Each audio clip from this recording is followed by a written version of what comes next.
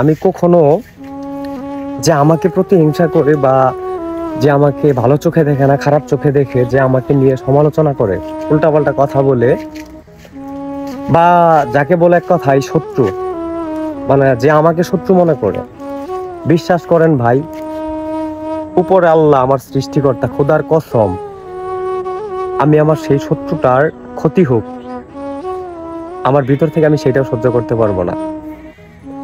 কারণ একটা মানুষকে যদি তার সৃষ্টিকর্তা হেদায়েতের পথে না নিয়ে আসে, কোনো মানুষের দ্বারা সেটা সম্ভব না। আর যারা মনুষ্যত্ববান মানুষ আছেন, যারা ভিতরের দিক থেকে উদার মনের, বা যাদের মন ভালো, মানসিকতা ভালো, মাইন্ড ভালো, যারা মানুষকে মানুষ হিসেবে মূল্যায়ন করতে জানেন, আমি মনে করি তাদের মতো কিছু মানুষ আমার ভালোবাসার মানুষ হিসেবে বা আমার পাশে সব সময় থাকুক, এতটুকুই আমি আশা করি। আর যদি আমার মনের অজান্তে বা কোনো কারণে ভুলবশত আমি কারোর সঙ্গে অন্যায় করে থাকি, মিডিয়া প্ল্যাটফর্মে সবাই আমাকে ক্ষমা দৃষ্টিতে রাখবেন। আমি এমন একজন মানুষ, আমি চাই না কেউ আমাকে খারাপ মনে করুক, আবার কেউ আমাকে নিয়ে শত্রুতা করুক। আমি মারা গেলে আমার অস্তিত্ব মাটির সাথে মিশে যাবে। হয়তো আমার নাম 2-4-6 মাস আমার পরিবার, আমার আত্মীয় স্বজন মনে করবে, কান্নাকাটি করবে। 2-4-6 মাস পর যদি আমার গর্ভধারিণী মা কান্না করার চেষ্টা করে, হয়তোবা তবুও চোখে জল নাও আসতে পারে, এটা কথার একটা উদাহরণ।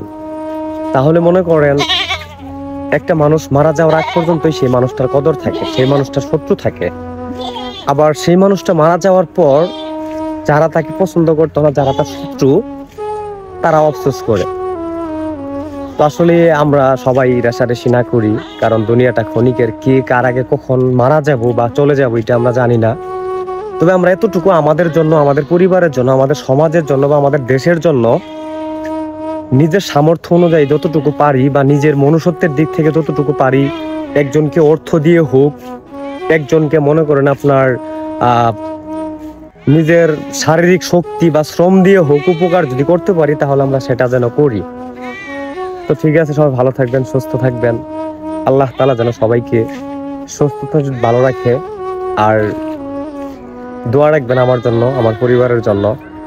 আজ কয়েকটা দিন থেকে চোখে ঘুম নাই, মানসিক ডিপ্রেশনের মধ্যে আছি। হয়তো অনেকে চোখ দেখলে মনে করবেন যে নেশা টেশা করছি নাকি, আসলে এমন কিছু না।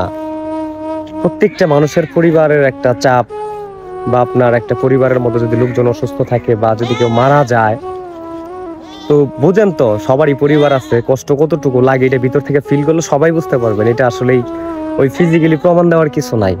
তো ঠিক আছে, সবাই ভালো থাকবেন। আল্লাহ হাফেজ।